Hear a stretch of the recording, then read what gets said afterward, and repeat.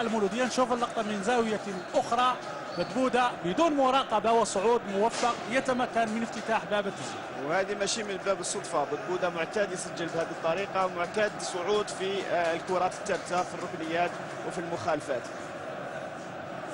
إذا هدف دون مقابل لصالح مولودية سليم بومشرع.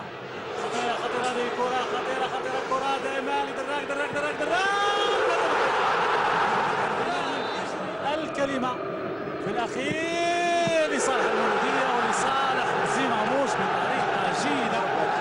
زيماموش بطريقة جيدة سجلوا بهذه الطريقة. إذا زيماموش يتمكن من إضافة الهدف الثالث في المباراة لفائدة المولودية من خلال ضربة جزاء كان وراها دراج يسجل الهدف الثاني، وفرحة كبيرة لأنصار المولودية بهذا الهدف الثالث وبهذا التأهل بطريقة رائعة جدا. يتمكن إذن زيماموش من إضافة هدف ثالث. إذن قضي الأمر الذي فيه يستفتي كل من المولودية والاتحاد ولصالح المولودية مع دخول وتغيير آخر وأخير من جانب